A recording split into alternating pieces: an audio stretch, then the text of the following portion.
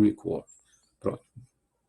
Eu comecei a gravar. Primeira questão, vocês responderam. A segunda, uma emissora de rádio, 101.5, eu acho que é a rádio de Recife, se eu não me engano, essa rádio aí da cidade de Recife. Qual o comprimento de onda da radiação?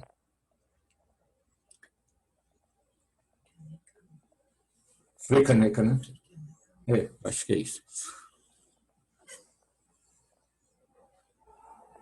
Alguém não sabe calcular isso? Tem uma pegadinha. Professor, a gente só vai admitir, no caso, que a velocidade da propagação da onda vai ser igual à velocidade da luz? Isso.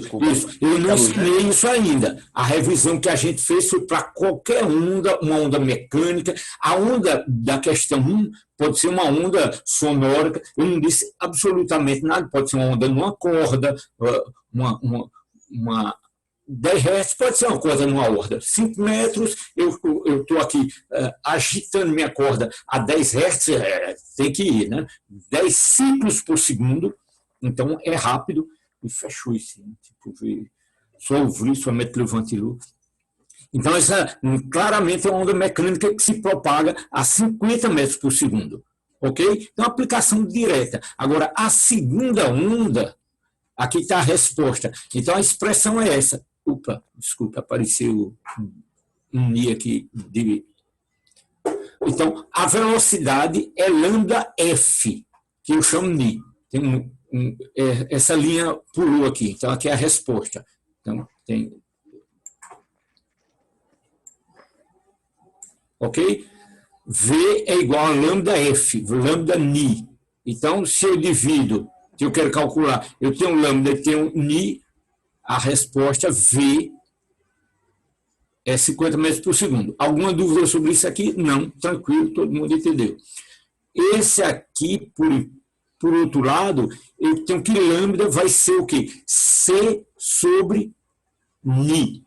EB é a frequência, e aqui a conta dá para fazer fácil. Por quê? Porque se você diz que a velocidade da luz é 3 vezes 10 a 8, vamos lá, vou tentar escrever aqui não. 3 vezes 10 a 8 dividido metros por segundo, tem cuidado, todo o sistema internacional, e minha frequência é 1.015 vezes 10 a 8 Hz, porque megahertz, aí eu passo a vírgula para cá, se eu botar a vírgula aqui, aí isso aqui fica 10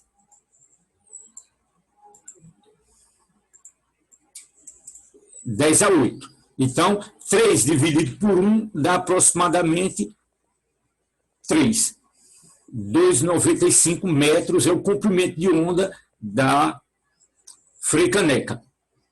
Então, isso é uma rádio FM, por isso que o alcance é pequeno, porque o comprimento de onda é pequeno, rapidamente ela é sensível à estrutura dos prédios de propagação, o comprimento de onda é da ordem de 3 metros. Se você tiver uma radiação de quilohertz, o comprimento de onda, quilohertz você aí diminuiu de 3 ordens de grandeza em relação a megahertz, você tem, então, o comprimento de onda cresce de 3 ordens de grandeza. Então, o comprimento de onda muito maior é muito menos sensível a pequenas estruturas. A radiação rádio na faixa de quilohertz, em geral, são rádios AM, modulada em amplitude, se propaga muito mais longe. Mas isso são detalhes para a cultura de vocês. Então, esse é o exercício, aplicação direta do conceito de frequência e essa relação entre velocidade que a gente escreveu ontem, V igual a ômega sobre K. Ok, muito bem. Me permitam aqui continuar aquela revisão de ontem. na aula de ontem, que eu fiz a revisão sobre ondas, eu não falei da superposição. Então, deixa eu fazer esse pequeno tutorial, essa pequena introdução aqui por completeza. A gente vai voltar sobre isso quando falar de interferência e difração. Como eu disse para vocês, essa fenomenologia, tudo é solução da equação de onda, você tem fontes múltiplas, você vai, então, interferir no sentido de somar ondas. Então, essa matemática a gente já vai praticar aqui. Então, o que eu quero apresentar para vocês é essa situação bem simples, em que eu tenho...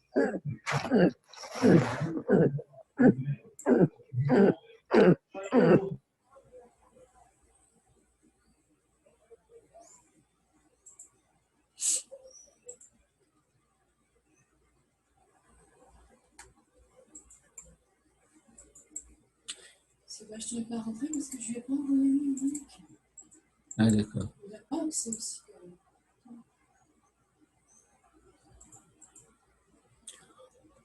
Ok, então, continuando aqui, eu tenho uma função F1, uma coisa mais geral possível, F1, que é uma função de Z. Em que direção essa onda está se propagando? Na direção Z. K1Z menos ômega 1T. Qual a frequência que ela está se propagando? Ni1. Ômega 1 sobre 2π. Então, essa é minha onda, primeira onda, F1, a minha segunda onda, F2, ambas têm a mesma amplitude, é conveniente aqui para a matemática que a gente vai fazer, se as amplitudes forem diferentes, é um pouco mais sutil a matemática, mas aqui a gente vai fazer a soma de duas ondas de mesma amplitude A minúsculo, essa aqui está se propagando também na direção Z, com frequência ômega 2, ok? Então, a superposição vale a linearidade da equação de onda que a gente vai obter, que obteve na aula passada, isso aqui é geral, a gente vai obter em particular para a onda eletromagnética e eu vou somar essas duas ondas aqui. Então, é só matemática. Eu tenho A, substituo esse A cosseno de K1Z menos ômega 1T aqui, para Felipe. Tinha um Felipe lá? Ok. Oui, on prévient ça la prochaine fois. Então, pessoal, está aqui. Eu vou substituir essas duas expressões aqui e vou somar dois cossenos. Uso aquela regra trigonométrica, a relação entre soma e produto de relações trigonométricas e fico, então, com isso aqui eu chamo de A, isso aqui eu chamo de B. Ah, Sebastião. Chegou. Então, eu tenho que a minha soma me dá 2A cosseno de K1 mais K2Z menos ômega 1 mais ômega 2T dividido por 2 e cosseno produto, eu tinha uma soma, virou um produto. Então, o que é que eu obtenho aqui? Se eu chamo K1 mais K2, eu chamo K1 mais K2 sobre 2, eu chamo de KC do inglês, significando K do... A linguagem é portadora, né? Carry, a portadora. O ômega, que é a soma, é a frequência da portadora, que vai me aparecer aqui. Então, termo cosseno, onde o K é a soma dos dois Ks, onde a frequência é a soma, é a média das duas frequências, e tem um outro termo aqui, que é a diferença entre as duas. É K1 menos K2 sobre 2, se chama KM, coincide aqui em inglês. Bom dia, Sebastião. Bom dia, professora. Não lhe deram o link, não foi? Demorou um pouquinho. Uhum. Tá bom, a gente conversa daqui a pouco. A ideia é que você ficasse, nas próximas aulas, você fica no controle aqui da admissão dos participantes. Por enquanto está tranquilo, a gente faz isso na próxima aula. Então, continuando aqui, a gente está fazendo a soma de duas frequências monocromáticas, uma única frequência, dois harmônicos, duas frequências bem definidas. Então, elas são ligeiramente diferentes, se K1 for ligeiramente diferente de K2, isso aqui é geral. Então, o que eu mostrei para vocês é que somando essas duas ondas e usando propriedades trigonométricas, eu tenho um produto, se chama um batimento. Então, aparece duas frequências, uma frequência que é a soma das frequências, outra que é a diferença das frequências. E o que acontece aqui é que você tem, se essas frequências forem ligeiramente diferentes, você vai ter, então, que aquelas estão perfeitamente fora de fase no início, né? Eu sugiro praticamente fora de fase, teria perfeitamente fora de fase se tivesse a mesma frequência. Então, quando esse está para cima, esse está para baixo, a soma se anula e você tem praticamente zero. A diferença de fase, como lambda 1 é diferente de lambda 2, eles vão defasando, e tem um momento que elas ficam em fase. Tá certo? Então, aqui eu tenho amplitude máxima. Isso aqui é a soma, é o F, é a solução. Isso aqui foi tirado do livro do Hertz, um livro de ótica, por isso que já aparece aqui. E1 e E2 já são campos eletromagnéticos, o E total aqui. Eu usei F1 e F2. Então, essa frequência lenta aqui é associado ao Km, 2π sobre Km, é a modulação, é a informação que você pode botar. E a mais rápida é a transportadora. Então, você tem uma onda transportadora que leva a informação 101,5 MHz, no exemplo que a gente deu, e ali dentro você bota uma modulação, que é onde está a informação que você quer transmitir. Esse é o princípio do rádio FM. Pronto. Então, essa é a parte que eu não fiz na aula passada, está feita a revisão, terminamos. Então, tipicamente, eu vou tentar fazer uma coisa desse tipo. Na aula seguinte, a gente faz uma pequena aplicação, uma pequena revisão. Aqui foi mais que uma revisão, foi um conceito novo sobre ondas, mas fizemos 2 exercícios muito simples, muito rápidos, sobre ondas. Ok, então vamos entrar no curso, no assunto desse curso. Então, o assunto desse curso é... O assunto desse curso é o eletromagnetismo. Sebastião, você... Na sua tela, aparece os participantes, não? Aparece. Isso aqui eu estou fechando a tela, né? Sim, mas... Não, mas dá para ver aqui em cima. Mas para ele. Não, mas eu estou dizendo, a minha dúvida é, eu estou mexendo essa lista de participantes, que para mim incomoda porque corta meu slide, mas para você corta não. Não, corta não. Corta não aparece para você. Mas isso aqui aparece para você, não é isso? Aparece. Mas eu posso minimizar isso aí. Corta. Não, que eu tenho que saber o que é que vocês estão vendo e o que não estão vendo. Então, eu tenho que ter cuidado, se eu colocar isso aqui, eu estou cortando o conteúdo. Não, eu mesmo estou vendo a tela toda aqui. Ah, você vê a tela toda, né? Ah, maravilha. Então, os estudantes veem a tela toda, é para mim aqui que está... Ok, então a gente vai aprender juntos. Ok, pessoal, então entramos na física 4, macroscopicamente, o que é que a gente tem? O fim da física clássica. Embora o eletromagnetismo, vou falar daqui a pouco, o eletromagnetismo, ele é moderno. Em que sentido que eu vou falar daqui a pouco? Então, vocês, a física clássica, fim do século XIX, ela tinha... bem definida, uma mecânica clássica, mecânica newtoniana, que corresponde, grosso modo, o conteúdo lá da física 1. Termodinâmica, que corresponde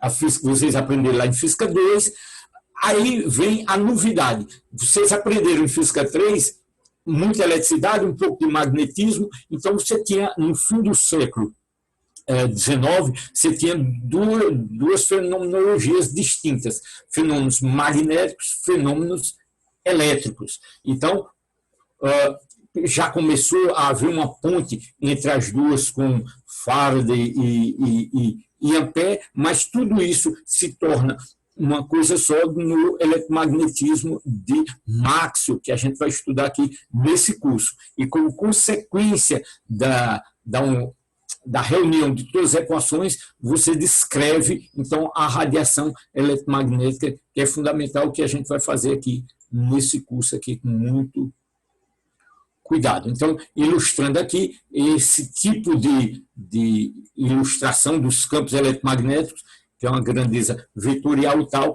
no fim desse curso, vocês terão toda intimidade no sentido de saber manipular essas grandezas. Pronto, então, começando o curso, os detalhes do curso, conteúdo do curso, nessa primeira parte a gente vai falar, então, de que eu vou falar? Voltando lá para o slide 1. Nesse curso aqui, a gente vai falar das equações de Maxwell, construir o eletromagnetismo, depois, uma vez que você tem uma equação de onda, você tem as ondas, você vai descrever a propagação dessas ondas, ótica geométrica e ótica física. O limite em que o comprimento de onda é muito menor do que as estruturas que ele está se propagando. Então, você faz uma descrição em termos de raios. No limite em que as estruturas têm dimensões comparáveis ao comprimento de onda, os aspectos ondulatórios se manifestam, ótica física. A bibliografia, que eu não falei na aula passada, não boto aqui em detalhes, está lá no plano de curso. Então, o Halliday é uma boa referência, não é meu livro preferido, mas a gente segue o assunto, acompanhar pelo Halliday, está ok, assim como o Tipler, o Sears, esses livros todos têm o mesmo nível. Como eu disse na aula passada, o Nussensweig tem formalismo matemático um pouco mais sofisticado, mas a precisão, a qualidade da discussão é superior a todos esses livros. Esse é o meu livro preferido, é o que eu estudo quando eu vou buscar um conceito. Hoje, como pesquisador, como físico, os conceitos básicos, quando eu tenho alguma dúvida que eu quero relembrar, independente de preparar curso, eu vou buscar lá no Halliday. Desculpe, no Nussensweig. O Halliday só piora. Cada edição que sai, ele fica pior. Ok, pessoal. Então, é isso que a gente vai fazer hoje, é revisar. Todo mundo aqui. Então, é revisar esses conceitos, talvez de uma maneira um pouco diferente, mas a priori vocês aprenderam em Física 3, lei de Gauss aplicada aos campos elétricos, lei de Gauss aplicada aos campos magnéticos, lei de Faraday, lei de Ampère. Vamos revisar tudo isso hoje aqui. E quando você introduz uma modificação, um termo a mais na lei de Ampère, ela se torna a lei de Ampère-Maxwell. Com esse termo a mais, você tem um salto qualitativo. Faltou alguma coisa que eu vou botar aqui agora.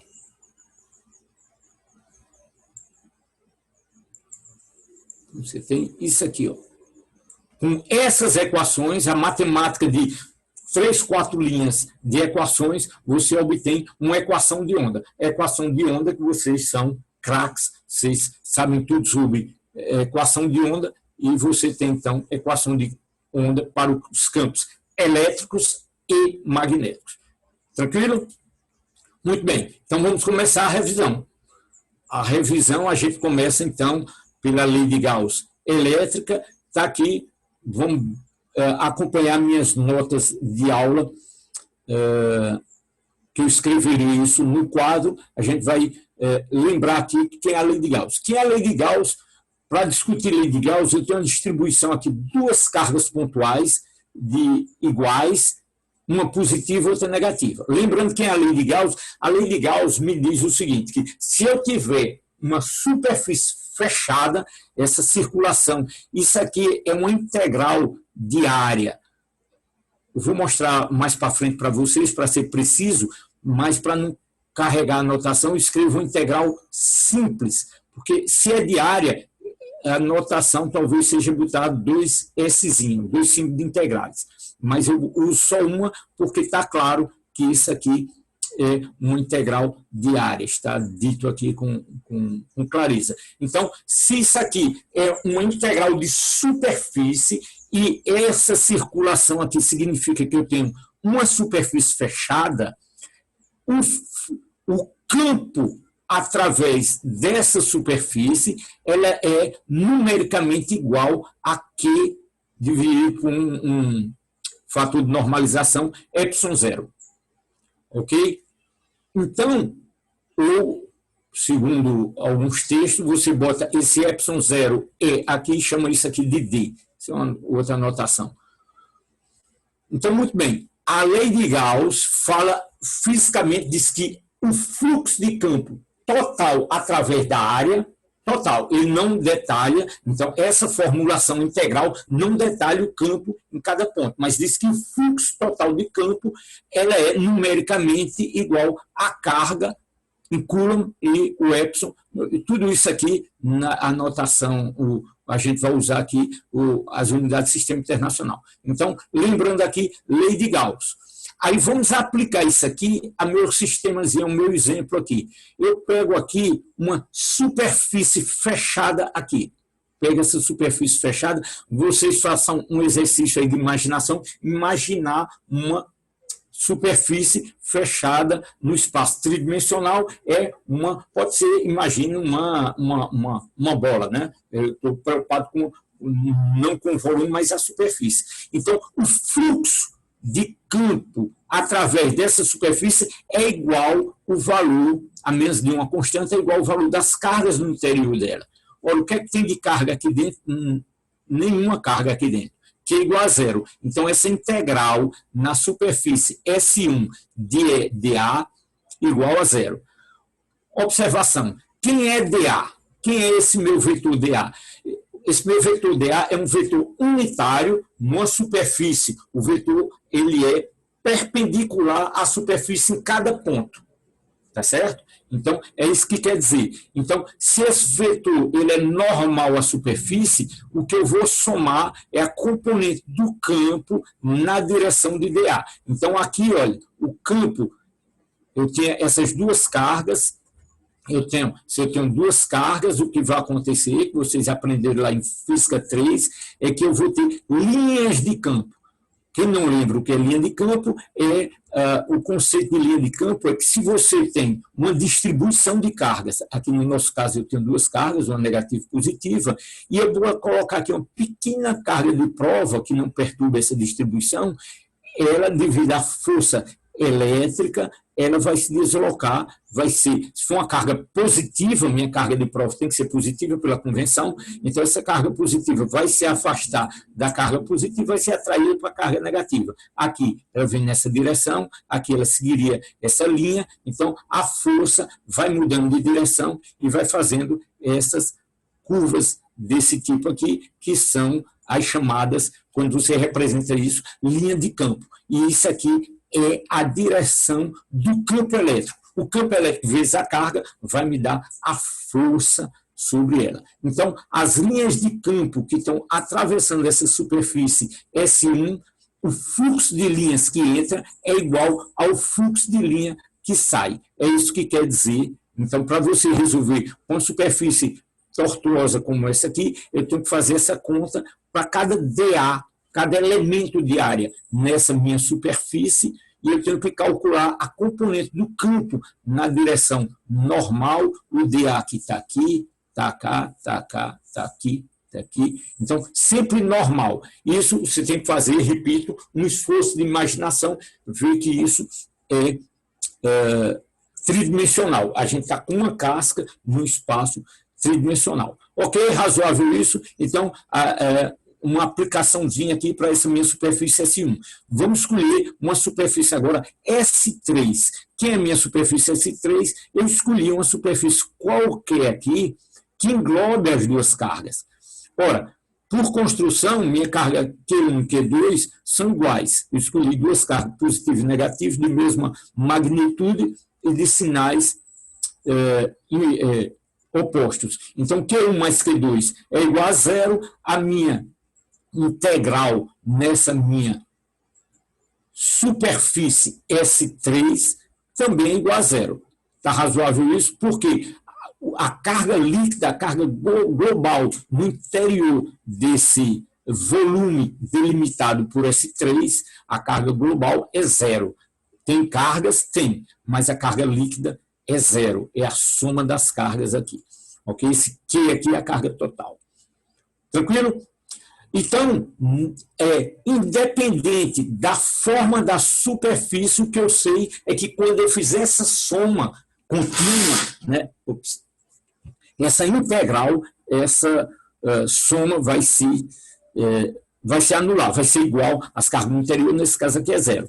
E se eu pego uma superfície, finalmente eu vou pegar uma superfície S2 que engloba apenas uma das cargas. Posso pegar um S4 aqui em torno da outra carga, não importa, mas aí o que eu posso dizer é que o fluxo através dessa carga, o fluxo através dessa superfície S2 integral de dA, faltou uma flechinha aqui vetorial, em S2, isso aqui é igual à carga positiva, então o fluxo através dessa superfície S2 ele é positivo, né, porque a carga no interior é positiva, numericamente dividido por ε0. Então você tem aqui uma fonte de campo, no sentido convencionado. As linhas de campo saem das cargas positivas, entram nas cargas negativas. Se eu pegar uma superfície aqui em torno dessa aqui, você tem um sumidouro, as linhas vão desaparecer na carga. Alguma dúvida sobre isso, sobre essa revisão? Isso vocês já viram, lei de Gauss vocês conhecem, só que numa linguagem diferente. 2 segundos para alguma pergunta. Ok, pessoal. Uma pergunta, então vocês me fazem pergunta, eu faço uma pergunta para vocês. Ora, aqui tem lei de Gauss elétrica, lei de Gauss magnética, para os campos magnéticos, para os campos elétricos, lei de Ampère e lei de Faraday. Mas a pergunta que eu faço para vocês, a primeira coisa que vocês aprenderam lá em eletricidade foi a lei de Coulomb. E cadê a lei de Coulomb? Quem responde?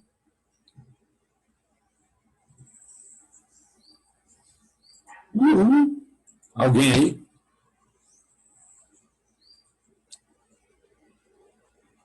Lei de Coulomb, que dá que o campo, né, se eu multiplicar o campo por uma carga, vai me dar a força, mas o campo é 1 sobre 4πε0, que é a carga que vai criar um campo 1 sobre R2.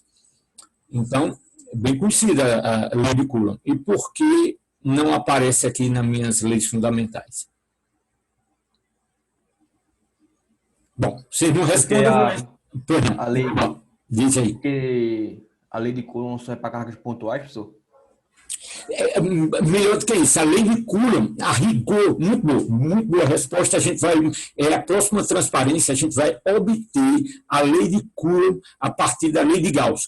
A lei de Coulomb nada mais é do que um caso muito particular, como você disse, perfeito, se aplica para uma carga.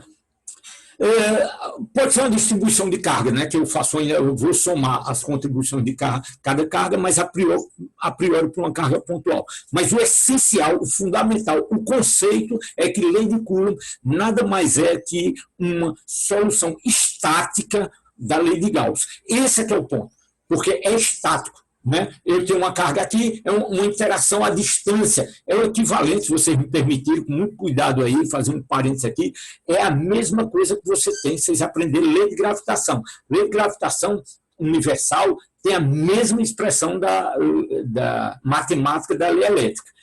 Lei de gravitação universal, G é constante de gravitação universal, M1, M2 sobre R2. Então você tem duas grandezas físicas, as massas, produto das massas, dividido pela distância ao quadrado, vezes g. Mas essa força é instantânea, né?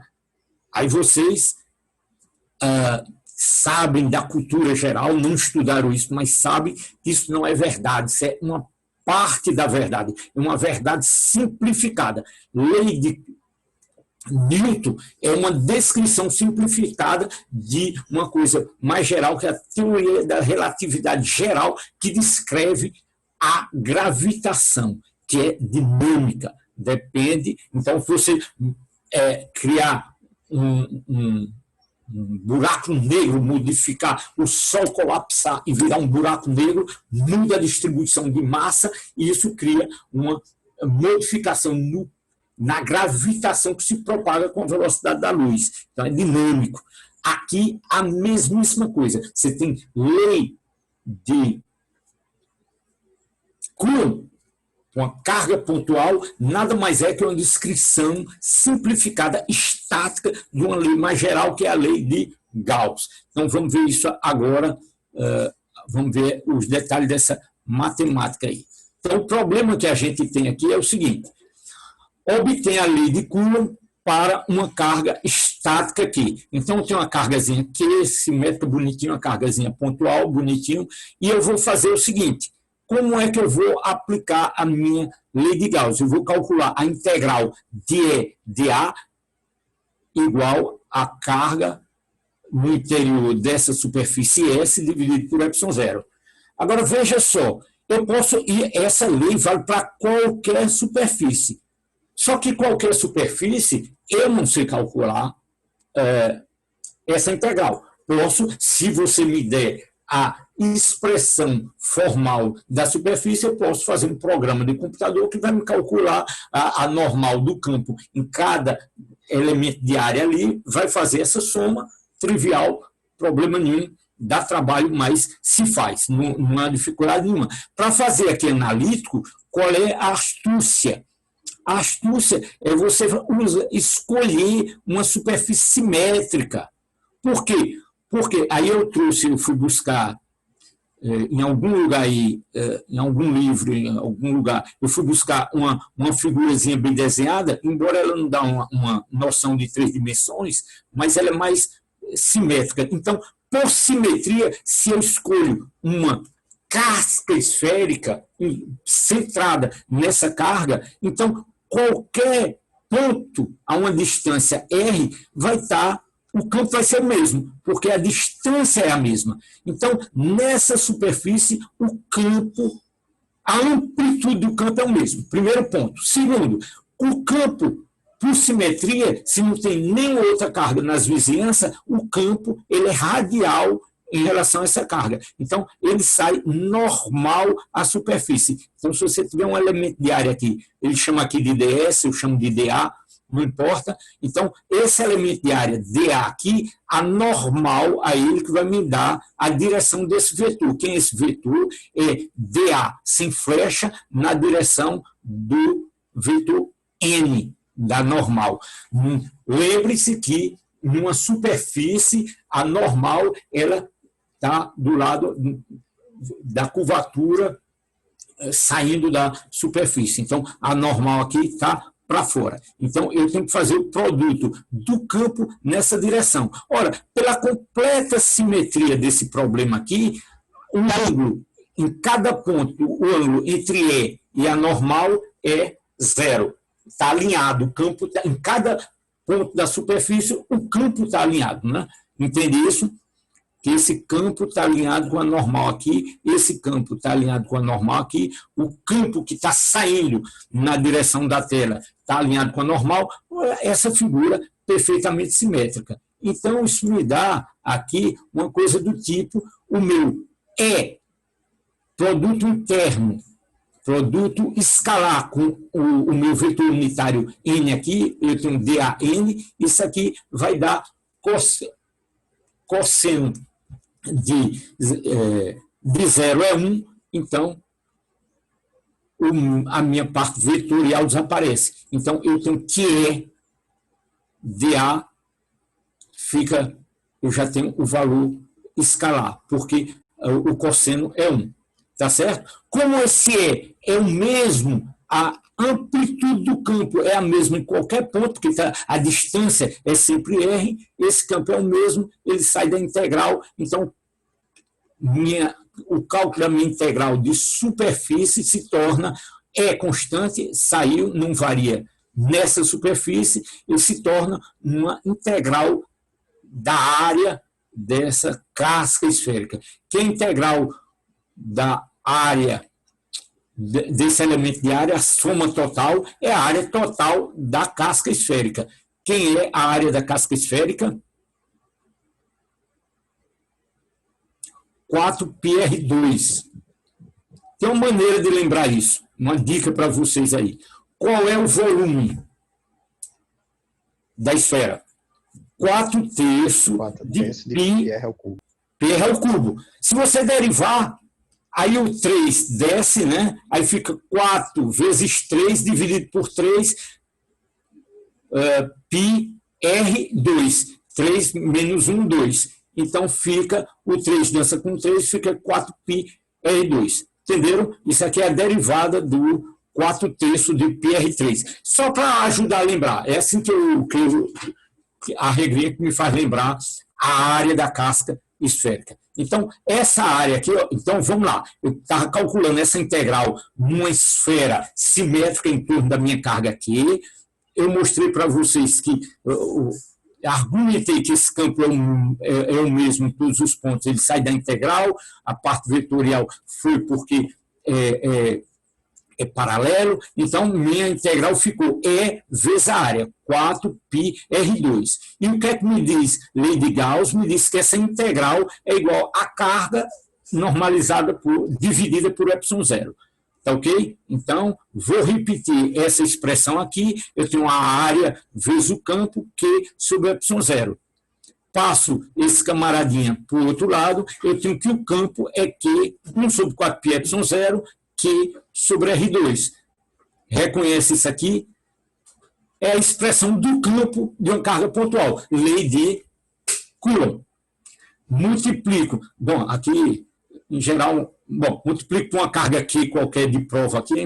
De preferência, é bom que essa carga seja pequena, seja uma carga de prova, para não perturbar o campo. Então, isso, carga vezes o campo, é a força, lei de Coulomb, a força de Coulomb, 1 sobre 4πε0, Q1, Q2, sobre R2. Maravilha? Então... Professor, pois eu acho que tem alguém querendo entrar na sala. Est-ce qu'il y a Renato, vamos deixar a Renata entrar aqui.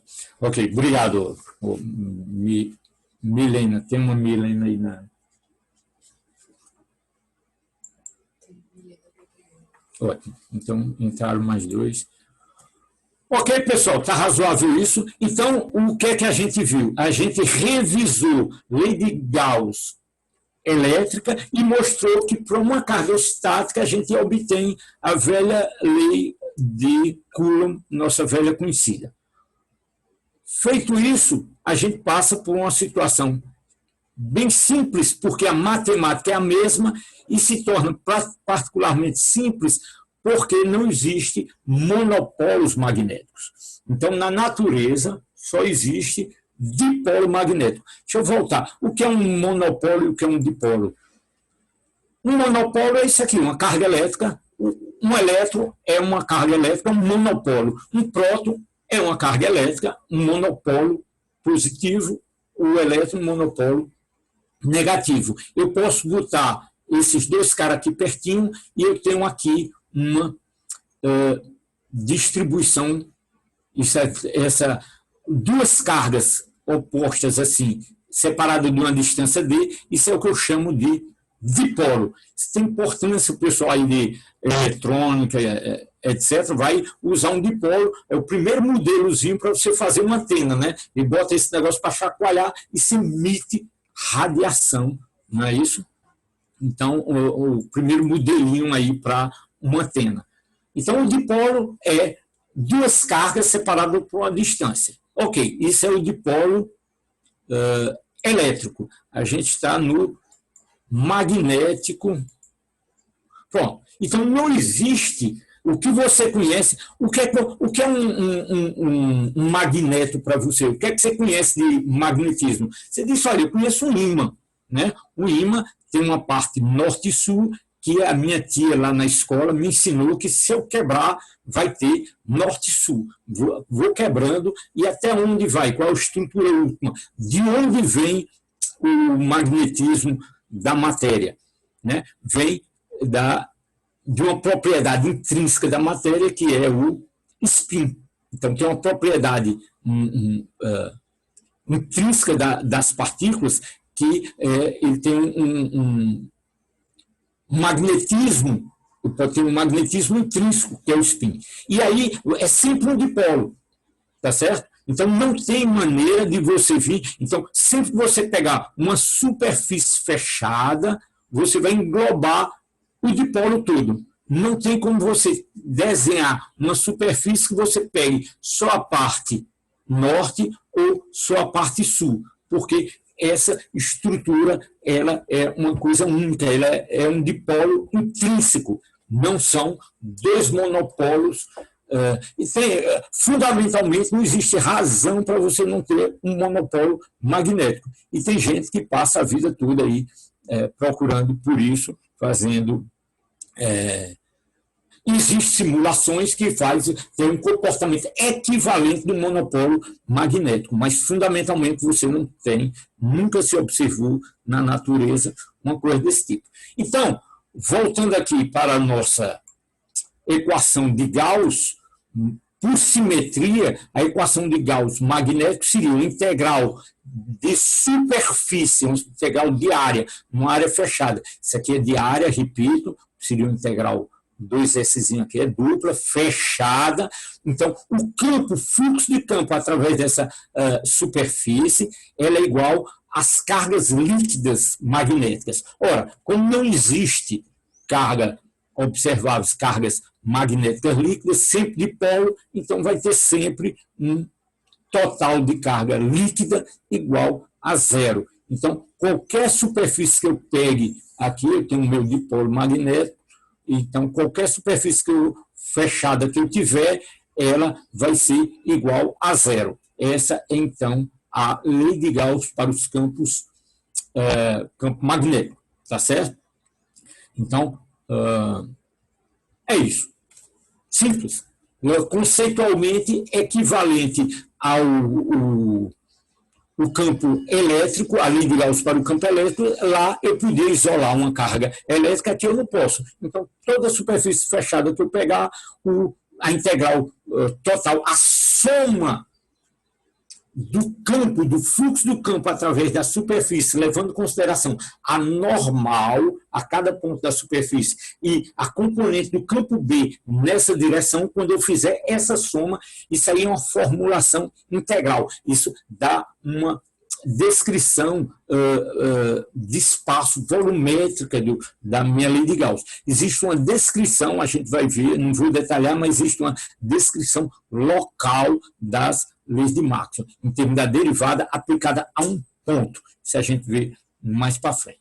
Então, acabou. Vimos lei de Gauss elétrica, vimos lei de Gauss magnética, vamos revisar lei de Faraday. Quem lembra a lei de Faraday? Então vamos lá para a pequena revisão. A lei de Faraday, veja só, lembra-se da notação.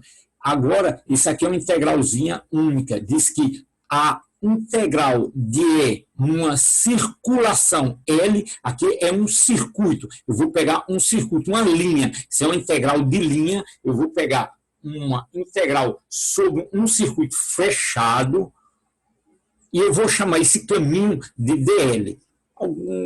Uma notação, então tem que ter cuidado, do DS ou tal, vou chamar de DL.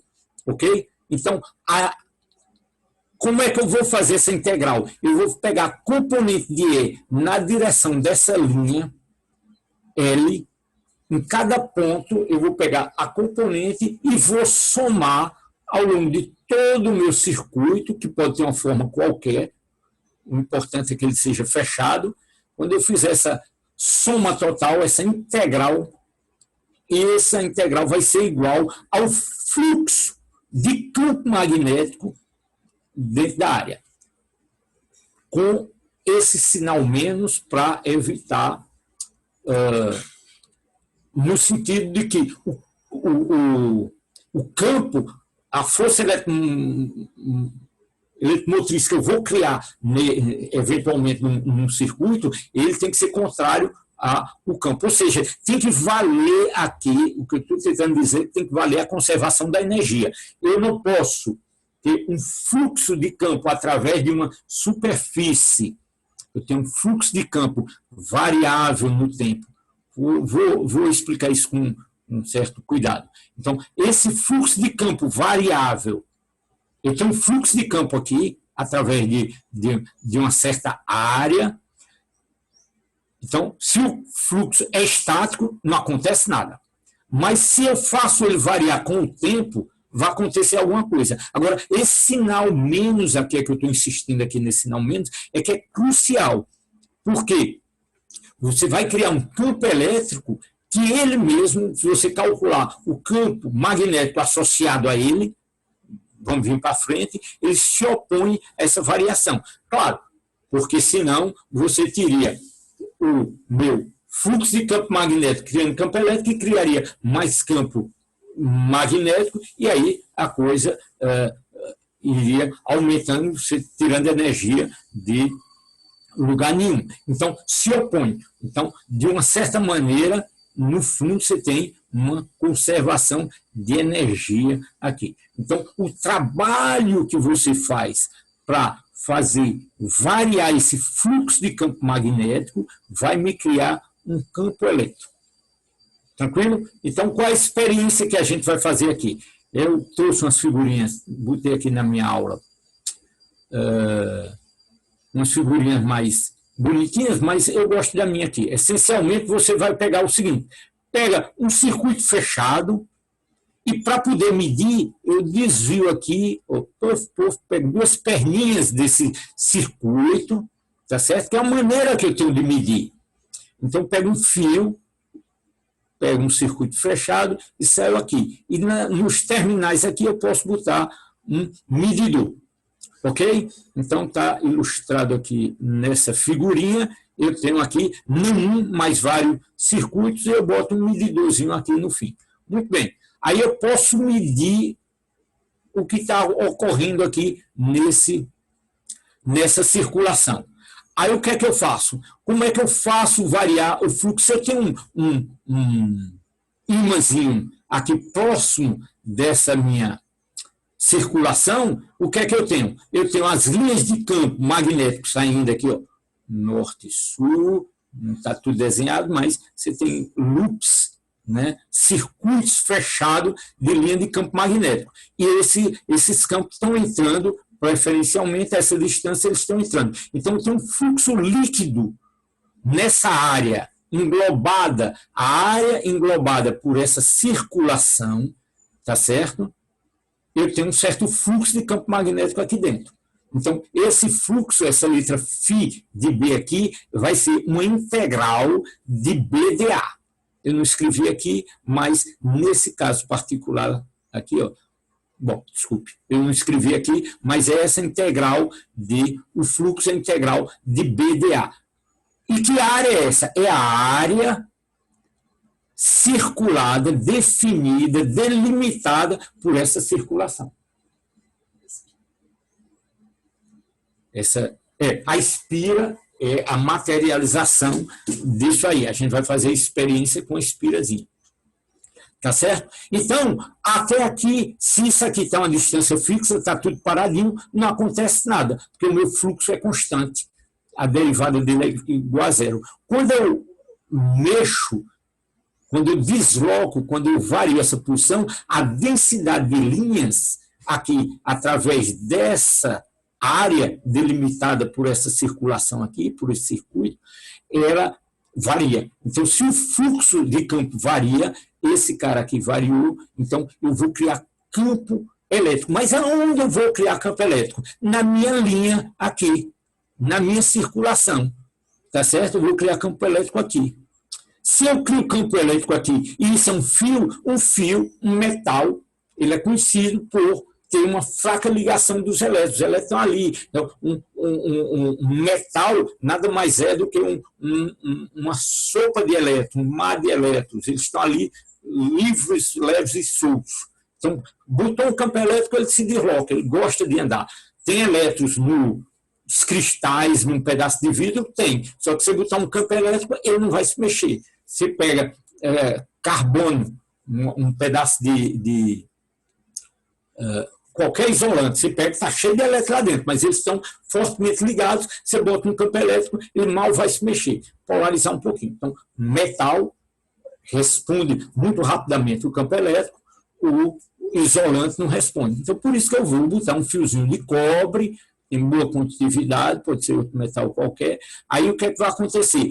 Quando eu vario esse fluxo de campo magnético, o fluxo de campo através dessa área que está variando, eu estou criando campo elétrico nessa circulação. Aí você diz, e se eu pegar uma circulação maior? Claro, só que vai ser proporcional ao fluxo de campo B nessa área maior. Então, a questão é quantitativa. Qualitativamente, você pode pegar a circulação que você quiser. Mas, se você pegar uma pequena circulação, você tem uma área menor. Você pega uma grande circulação, você tem uma área maior. E o que conta é o fluxo através dessa área delimitada por esse circuito. Está razoável isso? Então, nesse caso aqui, para medir isso, eu pego o meu fiozinho de cobre, se vai ter um campo elétrico ao longo dessa circulação, os elétrons vão andar e eu vou produzir uma corrente. Ora, para melhorar, fazer a experiência mais simples, eu repito isso várias vezes por simetria. Se esse cara tem uma área A, o campo B, esqueci lá, N vezes a mesma experiência para cada um, então o fluxo vai ser N vezes B, Z, estou definindo esse eixo aqui como sendo Z, então o fluxo é igual a isso aqui, a área é constante, o número do espelho é constante, dB, dt. Isso vocês aprenderam lá no Física 3. Dois desses. Ok? Tranquilo? Perguntas, dúvidas? Então, é isso que faz com que Faraday fez uma revolução científica e, sobretudo, tecnológica. Então, está tudo aqui funcionando porque, em algum lugar, você está gerando, chacoalhando um campo magnético, que eu posso fazer isso com um ímã, mas posso fazer com... usando lei de Ampère, eu posso usar a gente vai ver, existe outra maneira de criar fluxo de campo magnético, mas com isso eu crio, então, um gerador de eletricidade, um gerador de corrente, de energia, etc. Então, fundamental aqui, mas nada estou dizendo de novo para vocês, porque vocês aprenderam isso a priori em Física 3. Lei de Ampère. Lei de Ampère é a lei de Gauss. Era campo elétrico criado por fluxo de campo magnético, ou seja, você tem a circulação que me dá campos elétricos aqui. A lei de Ampère tem o mesmo formato, né? Você tem uma circulação, a questão é quem está criando esse campo numa circulação. Então, eu pego uma circulação aqui qualquer, um circuito fechado, e BDL, o campo, a componente do campo na direção DL, se eu somar tudo isso aqui, vai ser igual a quê? Ao fluxo de cargas aqui dentro, dq dt, a menos de uma constante me zero. Então, corrente é dq dt, sempre dinâmico, sempre dinâmico. Então, uma anedota aí para vocês, historicamente, alguém teria tentado medir o que acontece quando você passa uma corrente, ou quando a experiência de Faraday, não sei se foi de Faraday, eu acho que era experiência de Faraday, mas se você bota um campo magnético, não acontece nada. Então, o cara foi lá, botou, preparou tudo, viu o que é que acontecia no fio se você botasse um campo magnético, botar um ímã. Você vai lá, preparou tudo e foi ler o medidor. Não aconteceu nada. Então, você tem que mover, é dinâmico. Porque quando você preparar tudo e for olhar para o seu medidor, está tudo estático. Agora, se você prepara e varia o fluxo, aí você vai ver um efeito. Então, o que você tem aqui é o equivalente. Você precisa ter um fluxo de cargas através dessa circulação. Então, você cria campos magnéticos ao longo dessa linha aqui. Está descrito aqui. Então, integral de BDL é igual a fluxo de carga ao interior disso aqui. Muito bem. Exercício. Se eu tenho um fio, se vocês fizeram lá em Física 3, eu tenho um fio, eu quero calcular o campo a uma distância R desse fio. Ora, se é uma distância R, eu pego uma circulação de raio R, o meu campo é o mesmo, por simetria é o mesmo em qualquer ponto dessa circulação, o B é constante, sai da integral de BdL é igual a μ0I, aplicação direta da lei de Ampère. Ora, quem que é a integral de linha ao longo desse circuito aqui? É o perímetro, é o comprimento desse cara aqui, 2πr. B vezes 2πr é igual a μ0I. Então, o campo B a uma distância R, passo esse carinha para o outro lado, μ0 sobre 2π e sobre R, decai com 1 sobre R. Então, a uma distância R de um fio, você tem um campo magnético B dado por essa expressão. Um raio maior cai de 1 sobre R e vai caindo. Então, a amplitude do campo em função da distância do fio decai com 1 sobre R. Tranquilo? O que é que eu disse aqui? Aí veja só, pronto, aí vou falar da simetria do... Vou voltar lá, eu podia ter botado os dois na mesma transparência. Pronto, olha, o que é que você tem aqui? Ó? O que é que gerava campo elétrico na circulação? Um fluxo de campo magnético. E o que é que gera campo magnético? Carga. Está faltando alguma coisa. O que é que diz Maxwell? Não vou filosofar muito, vamos direto aqui e dizer que eu preciso de um termo aqui que tenha fluxo de campo elétrico por simetria. Então, será que eu tenho um termo que seja integral de BdL, a mesmo termo que eu tinha lá, por simetria? Eu tenho aqui, ó, integral de EdL igual fluxo, variação de fluxo de campo magnético. E aqui eu teria que integral de BdL igual a fluxo de campo elétrico. Essas constantes aqui garantem a dimensionalidade dessa igualdade. Tá ok? Não se preocupe com isso, não. O conceito é, eu tinha lá fluxo de campo magnético gerando campo elétrico. Aqui, eu não, mas Maxwell propôs que fluxo de campo elétrico gerasse campo magnético, para manter a simetria das equações. Então, vamos checar isso aí e ver o que é que dá. Para fazer isso, a gente vai fazer a seguinte experiência. Se você tiver um fio aqui, a gente viu que tendo um fio, você cria um campo magnético em torno desse fio aqui. A uma distância R, a gente calculou o mesmo valor de quanto esse campo a uma certa distância R. Agora, eu vou interromper esse fio aqui e vou botar um capacitor aqui no meio. Tranquilo? Deixa eu parar.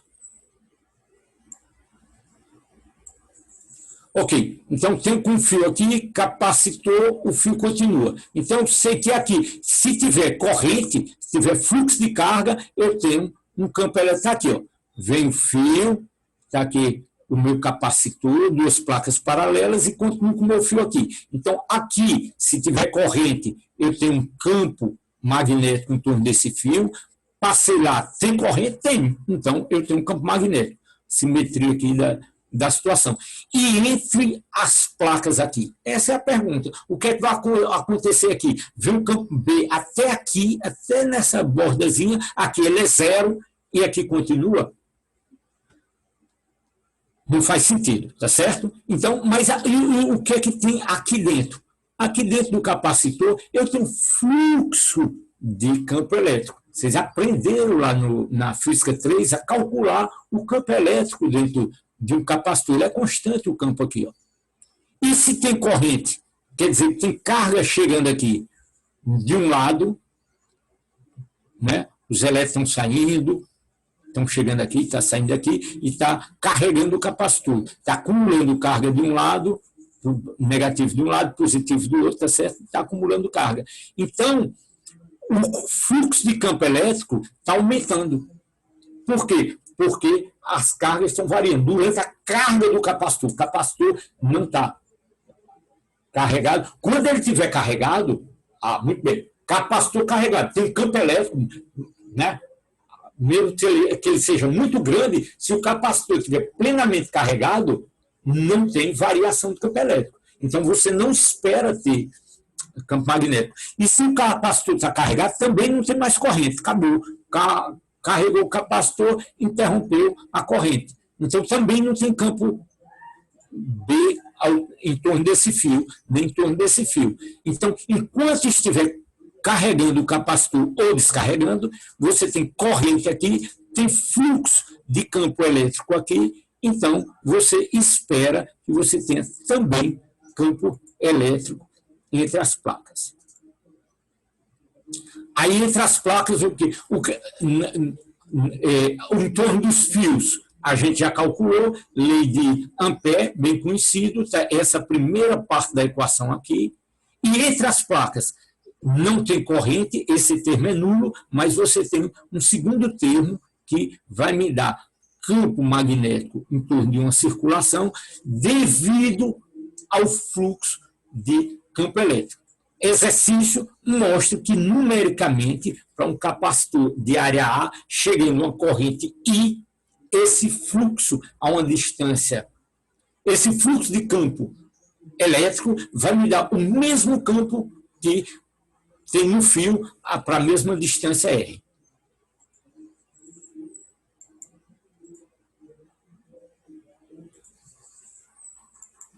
É o mesmo slide. É tão importante que eu botei o slide 2 vezes. Ou seja, se eu tiver, vamos pegar um raio maior, pego um raio aqui em torno desse fio, eu calculo o meu campo B aqui.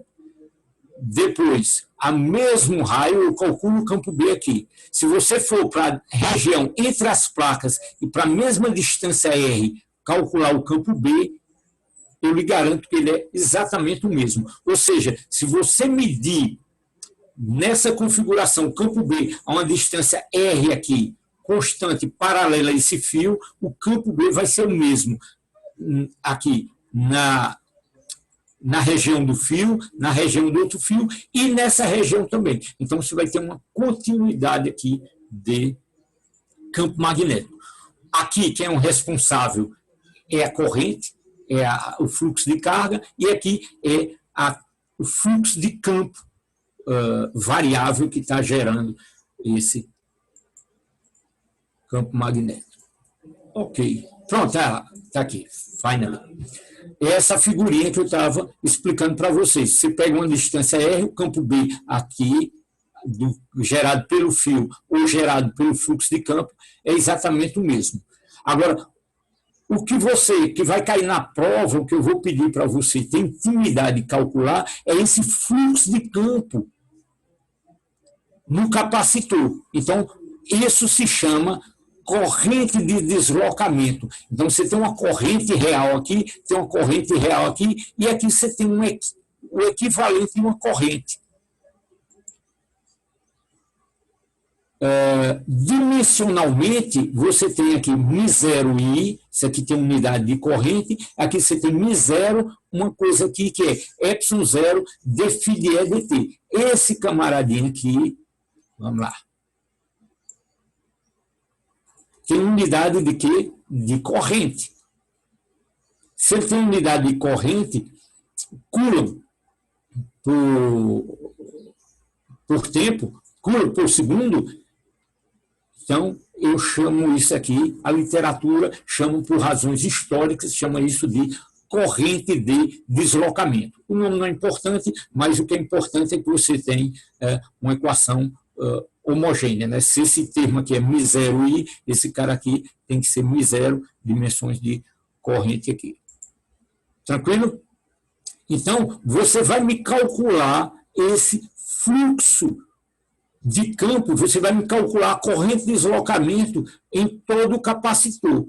Mas o exercício que eu vou pedir para vocês fazerem é calcular a corrente de deslocamento numa circulação no interior do capacitor, um raio R menor do que o raio R grande do meu capacitor. Tem um bocado de exercício aí para você se acostumar com esse conceito e tal. Isso é importante, não tem importância nenhuma prática e tal, mas fixa as ideias, é você entender o que está acontecendo. Então, você vai me dizer qual é a dependência com o raio quando minha circulação está dentro do capacitor. Quando for exatamente igual a R e quando for um R maior. Quando for um R maior, você é esperto, você já entendeu que esse campo B tem que ser igual a esse cara aqui, e esse cara aqui cai com 1 sobre R. Se esse cara aqui cai com 1 sobre R, para um raio maior do que o raio do capacitor, esse sujeito tem que cair com 1 sobre R, porque todos esses campos aqui são equivalentes. Agora, no interior, não cai com 1 sobre R. Tem outra dependência. Vocês me dizem. Tá certo? Por que tem que fazer esse tipo de exercício? Porque cai na prova. E é isso que vai dar a nota de vocês. Não, não é isso não. É para você acostumar com o conceito. Tá certo? Então, façam esse exercício, ganhem intimidade, pratiquem, mas o conceito que a gente está enfatizando aqui é essa simetria entre a equação de Faraday e a modificação proposta por Maxwell na equação de Ampère. Esse fluxo de campo, variação de fluxo magnético. Perdão, vou recomeçar minha frase. Variação de fluxo de campo elétrico gerando campo magnético numa circulação. Pronto. Agora ficou, então... Opa, devia ter colocado aqui Ampère Maxwell. Ampère Maxwell. Ok? Então, está aqui as equações de Ampère-Maxwell. A gente revisando aqui, ó, resumo, bem devagarzinho. A gente viu, primeiro, isso aqui é a lei de Gauss elétrica.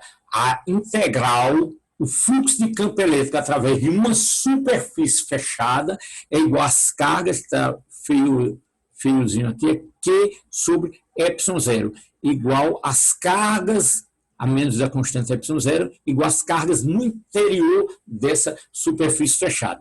Lei de Gauss elétrica. Lei de Gauss magnética, perfeitamente simétrico, onde as cargas no interior, as cargas magnéticas são zero. Qualquer superfície fechada, você vai ter no interior a carga líquida magnética é zero. Então, integral de B de A igual a zero.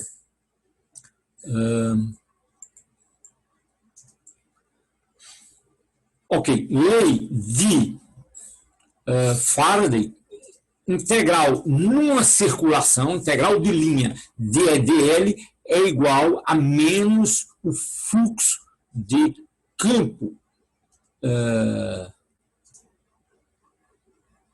magnético, variação de fluxo de campo magnético. E integral de B dl é o termo de Ampère e o termo de Maxwell. Isso se chama a formulação integral das equações de Maxwell. Existe, a gente não vai fazer aqui, uma formulação se teorema de Stokes, coisa desse tipo, me passa disso aqui para cá, e você tem, então, aqui, essas expressões têm um sentido, seja uma soma numa superfície, seja uma soma numa linha, sempre é uma soma, é uma integral que é descrito pela lei de Gauss, pela lei de Ampère, pela lei de Faraday. Aqui você tem uma formulação local, aplicada a um ponto, aquele ponto que você está calculando a derivada. Então, divergente de E é igual a ρ sobre epsilon zero, o que, se você quiser, mais ρ é a densidade de cargas no ponto, divergente de B igual a zero, rotacional de E igual a menos, faltou uma flechinha aqui,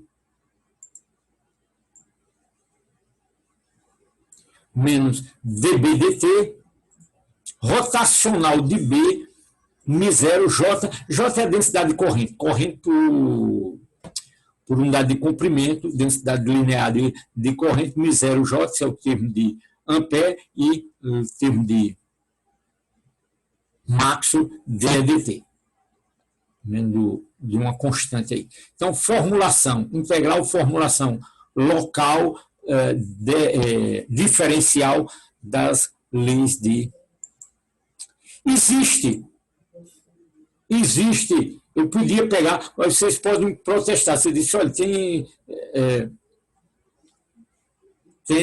isso aqui, é uma notação vetorial, se tem as três componentes e tal, não vou cobrar de vocês essa descrição vetorial dos campos, mas a gente pode, em algum momento, deduzir a equação de onda. Lá na frente, eu posso fazer isso como um exercício. Se tiver um tempinho, lá na frente eu faço um exercício para vocês, passo dessas equações Maxwell numa dimensão, um dimensional, chego na equação de onda. O que eu vou fazer daqui a pouco é pegar essa formulação tridimensional aí e calcular completamente a equação de onda. Muito bem. Eu copiei isso de algum local aí, então, só para chamar a atenção que essa notação integral numa superfície, quem é D? D é epsilon zero E. Então, se eu pegar o epsilon zero, passar por outro lado aqui, fica 1 sobre epsilon zero. Quem é isso aqui? Essa integral de volume. O volume englobado por essa superfície. Esse volume, na verdade,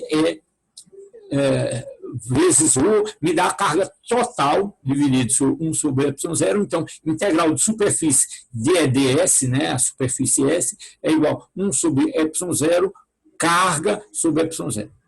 Tranquilo? Então, só para chamar a atenção que isso aqui é uma integral de área para o campo elétrico e para o campo magnético, as cargas no interior aqui dessa superfície fechada é zero, descarga magnética. Aqui, lei de Faraday, eu crio campo elétrico numa circulação pelo fluxo na área delimitada por essa superfície dl. Então, tem que ter cuidado. Que área eu estou falando? Essa que eu estou limitando por essa superfície. Então, só... E aqui, J é a densidade de corrente, formulação integral, formulação diferencial, se passa de um para outro, usando aí matemática e...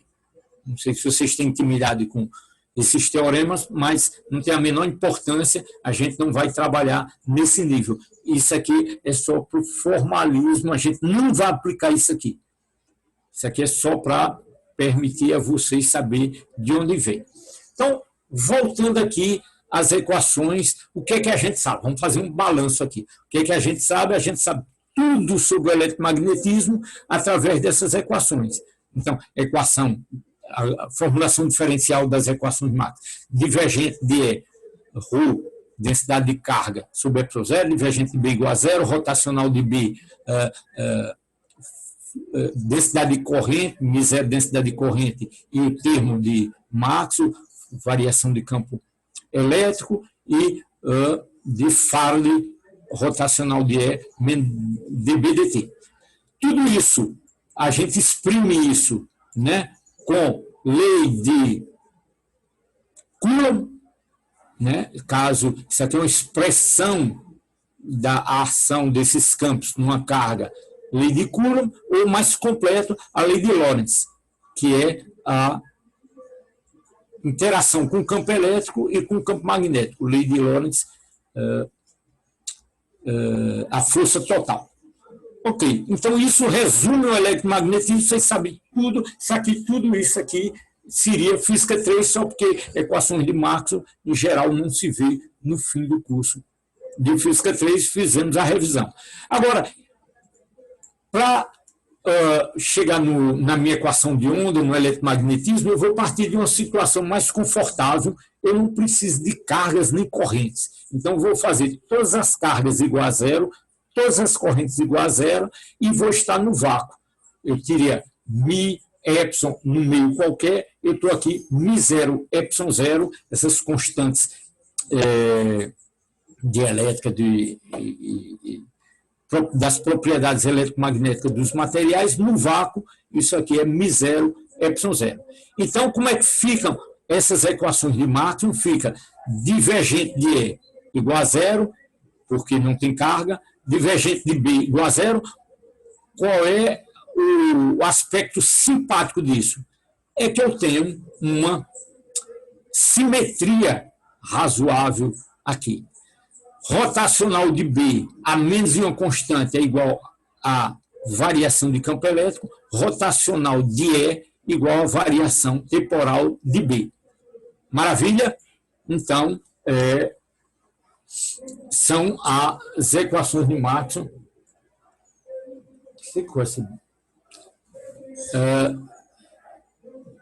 Ok. Tá ok, pessoal? Então, eu vou dar um intervalo aqui de 2 minutos, porque a gente vai agora, a partir disso aqui, obter a equação de onda. E se tiver alguém cochilando, não é o momento. Então, 2 minutos para vocês tomar um café e voltarem, e a gente continua. Pergunta aí, alguém está ouvindo um barulho aqui na rua? Um barulho de fundo? Sim. Alô? Está ouvindo? Mas muito pouco. Muito pouco, não chega a perturbar não, né? Tem uns militares aqui, um pessoal, não vou... Bom, deixa quieto. Aí, então, eles estão aí meio... fazendo o que eles fazem muito bem, nada de importante, mas estão perturbando. Então, eu vou fazer uma pausa aqui.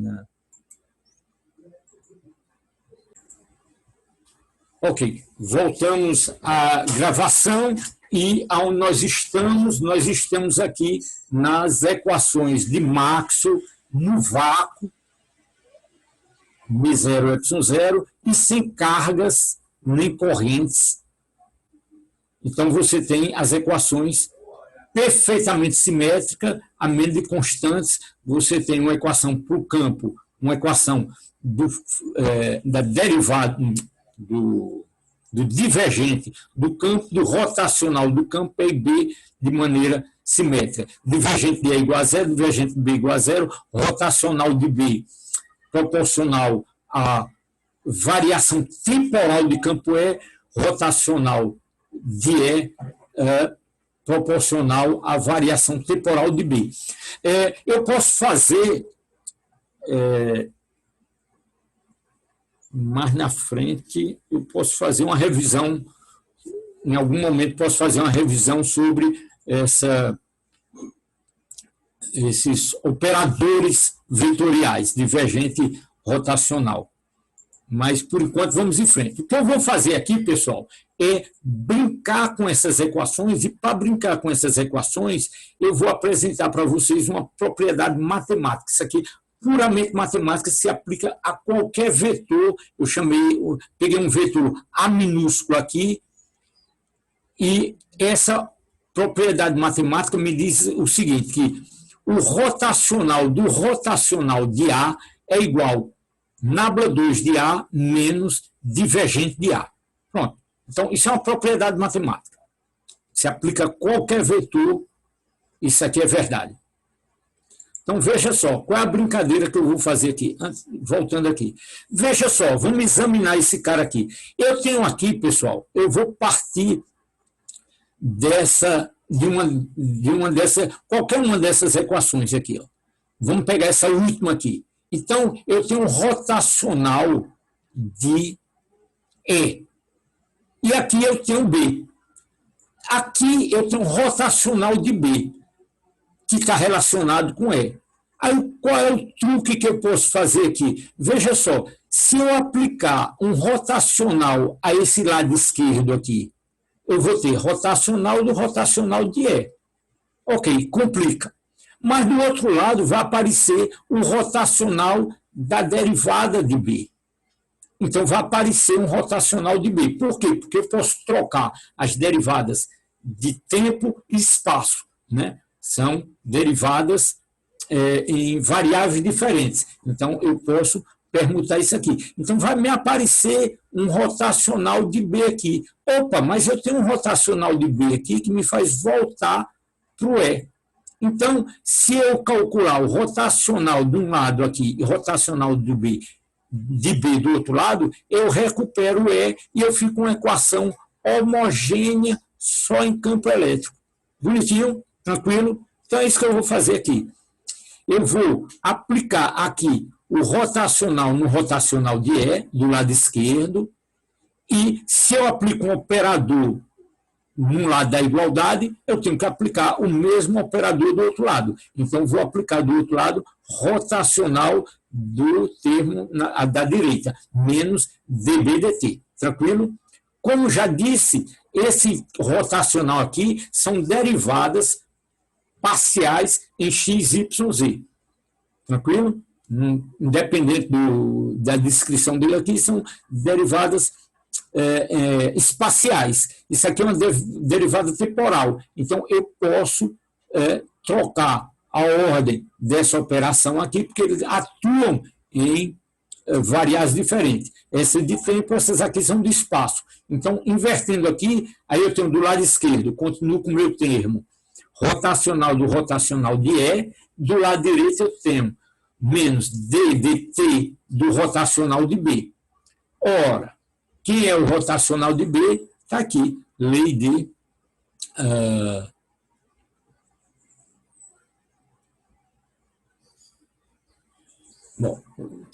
um branco.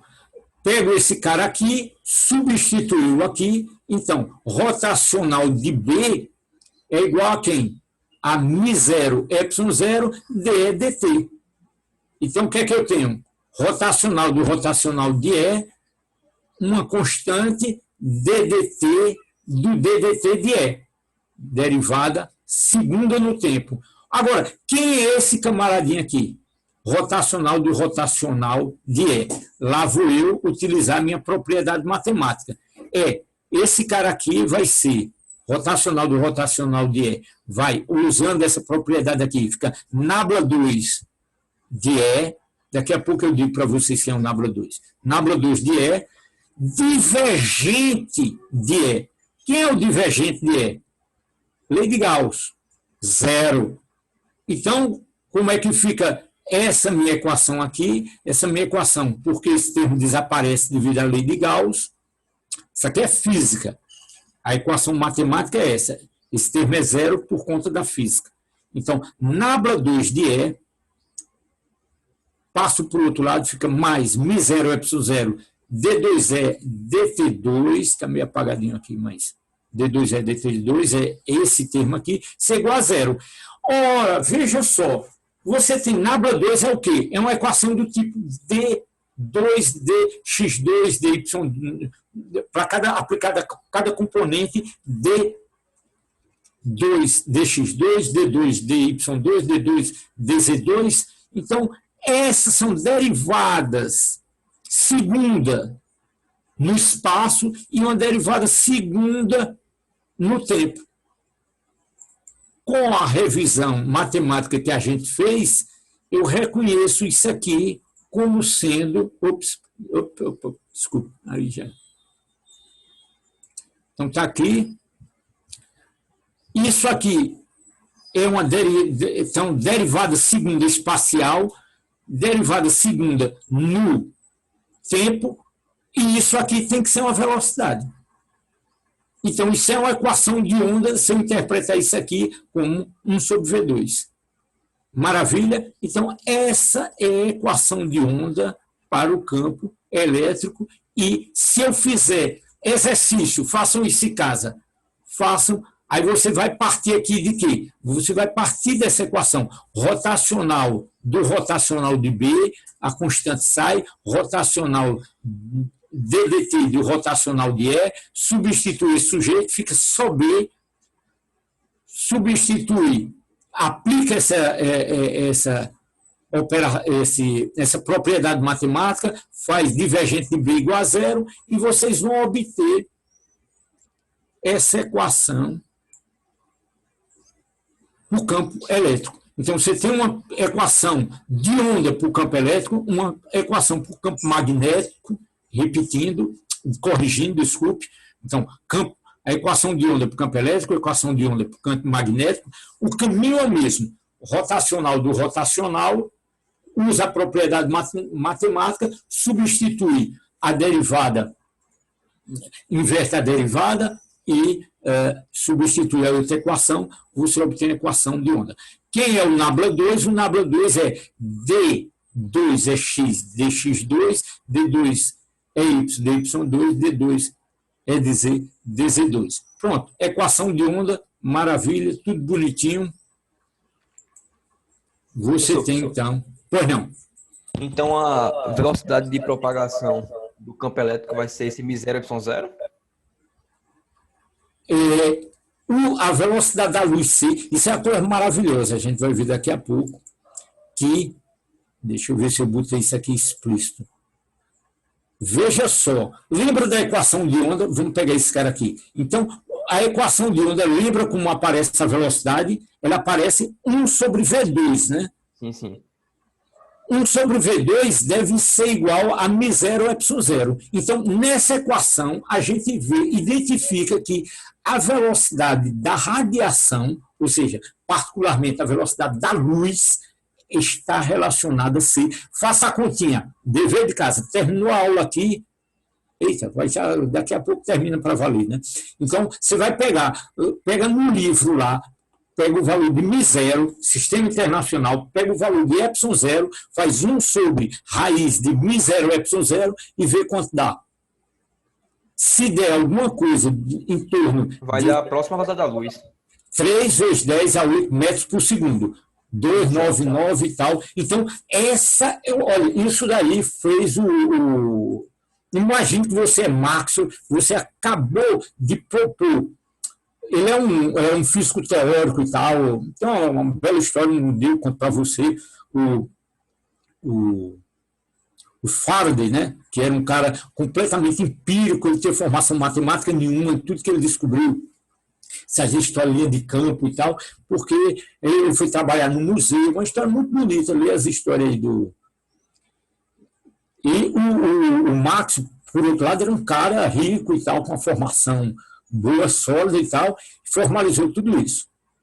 Imagina o prazer do cara quando ele viu que coisas completamente distintas, como luz, tinha ótica, tinha tudo, era uma disciplina completamente à parte, você via que isso nada mais era do que campos eletromagnéticos. Uma maravilha, tá certo? E, fundamentalmente, a velocidade da luz está ligada a essas propriedades. Isso tem implicações absolutamente impressionantes, porque a velocidade da luz é C no vácuo. E não está dizendo qual é a referencial que você está. E isso aqui tem consequências sobre a relatividade. Essas equações já são intrinsecamente relativísticas. Maravilha. Tá certo? Então, a resposta à sua pergunta é exatamente isso, né? Então, C2 é 1 sobre μ0 ε0, onde C é a velocidade da luz no vácuo. Né? De uma maneira geral, a velocidade da luz é V igual 1 sobre raiz de μ0 ε, se a luz estivesse propagando em outro meio que tenha uma suscetibilidade elétrica, uma permissividade. Confundi agora. tiver mi e epsilon diferente do vácuo, ok? Mas a gente vai ver isso em detalhe quando falar de índice de refração, que índice de refração é a relação entre a velocidade no meio e a velocidade da luz, no vácuo, etc. Tá certo? Mas a ideia é exatamente isso, ser uma equação de onda. Então, maravilha, vocês identificaram nessa expressão aqui uma equação de onda e é muito natural a gente comentar que isso aqui está relacionado com a expressão da velocidade. Aí, pessoal, olha, 15 minutos para terminar, eu tenho só algumas poucas transparências, eu vou bem rápido aqui, porque eu acho que vale a pena. Essa parte operacional é importante. Então, a solução dessa equação, tem várias formas de você escrever a mesma coisa, você tem que ter intimidade com isso. Eu vou voltar na próxima aula sobre isso, tá certo? Os campos, aí a gente vai passar para a descrição. Se você tem campo, campo é um vetor, como é que esses campos...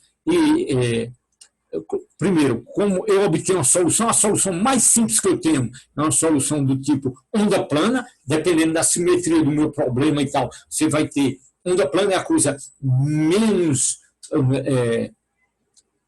evidente que ocorre na natureza, em geral, uma onda plana é definida de menos infinito, mais infinito no plano perpendicular, então é uma abstração, mas é a forma mais simples. Isso a gente vai discutir na próxima aula. Então, como solução da equação de onda, voltar à relação entre A e B, e aí o exercício que eu não quero fazer agora, e isso está lá no Halliday, isso está feito no Halliday, eu faço isso na próxima aula, é você aplicar a lei de Ampère e a lei de Faraday a uma pequena circulação aqui, né, e obter dois resultados interessantes. Isso eu faço na próxima aula. Uma relação entre a amplitude do campo elétrico e a amplitude do campo magnético, a amplitude máxima aqui, mas vale a todo instante, vale a toda posição. Então, é igual a CB. Vou discutir bem as implicações físicas disso aqui e obter, de outra maneira, também aplicando. Lá eu apliquei Faraday, aqui eu apliquei Ampère, a gente vai fazer isso também, e vai obter, de outra maneira, que não simplesmente analisando a equação de onda, obter essa relação que C, a velocidade da luz, é 1 sobre raiz de μ0 epsilon 0. Por licença, professor, tem um Pois pessoal não. querendo entrar na aula. Perdão? Tem um pessoal querendo entrar na aula. Por os finalmente, né? É porque às vezes eles escapolem, né? Não tem ninguém, não. Ou já entrou ou já desistiu. Então tá tranquilo. Estamos terminando. Aí, no fim, na próxima semana, eu volto a essa parte final, a gente vai revisar a equação de onda, vamos fixar bem essas ideias aqui. Mas deixa eu terminar aqui com esse resultado importantíssimo da velocidade da luz, que a gente vai obter. O argumento mais simples é a comparação na equação de onda, mas a gente pode, uma aplicação para onda plana, pega uma onda plana, campo elétrico, campo magnético, e aí aplica direto lei de Faraday e lei de Ampère, e você vai obter duas relações, uma para as amplitudes de E e B, isso é muito importante, e outra relação relaciona C com μ0 epsilon 0. Propagação, vamos discutir isso, vetor e tal. E aí, pessoal, eu vou voltar sobre isso, mas isso se aplica, então, os campos eletromagnéticos tem frequências em princípios que vão desde frequências muito baixas, de ciclos por segundo, até 10, até onde a gente pode detectar 10 a 20, coisa desse tipo. Então, você tem no visível. Por que o visível é tão importante? Porque é uma faixa. Eu acho que tem uma coisa mais bonitinha aqui. Pronto, tem uma tabelinha, eu volto sobre isso, né? Então, você tem, eu posso representar a mesma coisa, eu posso falar em comprimento de onda, a velocidade da luz é C, então tem uma frequência que é o inverso, do comprimento de onda a menos dessa constante, né? E tem o comprimento de onda, que é o inverso da frequência. V é igual a lambda ni, tá certo? Então, F e frequência vão no sentido contrário. Então, eu parto de onda de rádio, o comprimento de onda vai diminuindo da ordem de quilômetros, metros, milímetros, micro.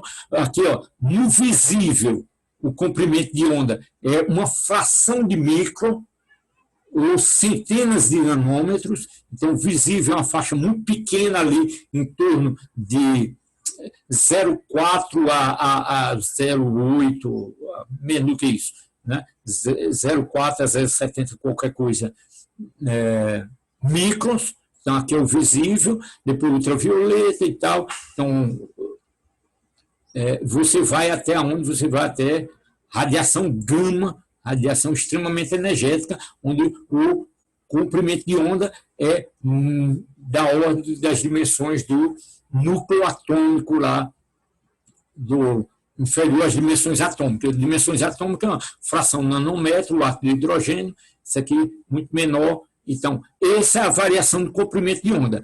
Equivalentemente, você tem a variação na frequência. Então, você sai de frequências 10 a 20, né, radiação gama, 10 a 20 Hz, 10 a 20 ciclos por segundo, vem descendo, cai no ultravioleta aqui, cai nessa faixa do visível, alguma coisa, não chega nem a ser 10 a 14 tudo, é só uma faixazinha em torno de 10 a 14 ciclos por segundo, Hertz, vai diminuindo micro-onda, o seu onda de radar. Então, isso aqui é muito explorado comercialmente, né? Isso aqui tem uma legislação sobre isso, né? Tem faixa que você pode usar, tem faixa que não pode e tal. Então, televisão, rádio e tal, vai até aqui. Tranquilo? Então, esse é o espectro de Maxwell. E eu volto sobre essa parte final na próxima aula. Ok?